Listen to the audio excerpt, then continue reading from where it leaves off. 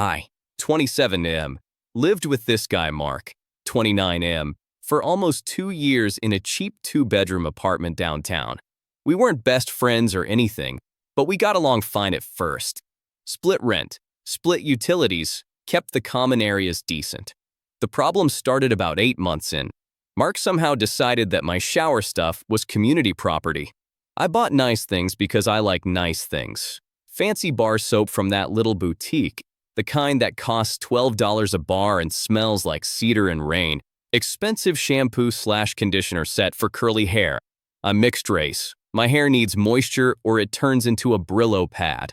And this really good body wash that actually makes your skin feel soft instead of like sandpaper. Mark, he used $2 Suave 3 in one crap that smells like artificial melon and regret. First time I noticed, my bar soap was half gone after I'd only used it twice. I asked him about it casually. "Yeah, dude, I ran out and figured you wouldn't mind sharing. Brothers help bros, right?" I minded. A lot. I told him straight up, "Please don't use my stuff, man. Buy your own." He laughed it off, said I was being weirdly territorial about soap.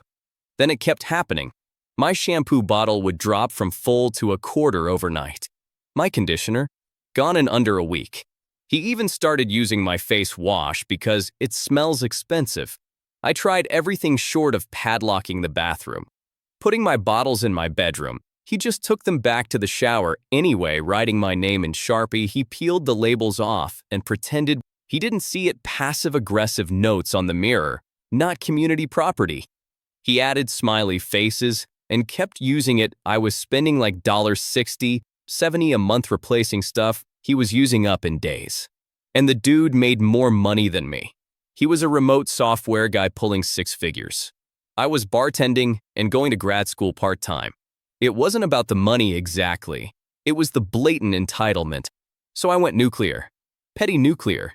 I bought a new bar of the exact same fancy cedar-rain soap and a tiny bottle of pure capsaicin extract, the food-grade stuff you use for hot wings, like 1 million plus Scoville. Food safe, but burns like hell if it gets in sensitive areas. I very carefully carved a small hollow in the bottom of the new soap bar with a paring knife, just big enough for about 5 to 6 drops. Dropped the capsaicin in, sealed it with a tiny bit of melted soap I microwaved, then smoothed it over so it looked untouched. Then I waited. 3 days later, I hear the shower running at 7:15 a.m. like usual. Mark sings terribly every morning, some mix of old pop punk and whatever he's making up. That morning, the singing stopped mid-chorus. Silence.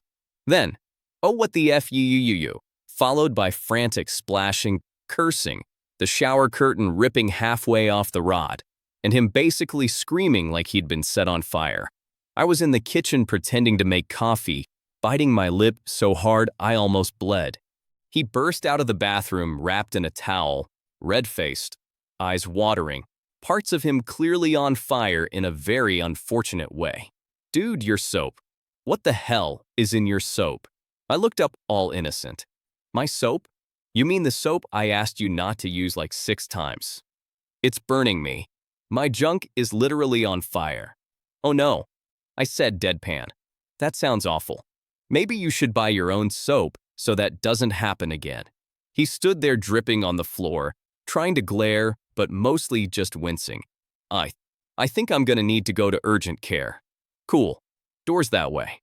He didn't go to urgent care. Turns out pure capsaicin washes off eventually with enough dish soap and crying.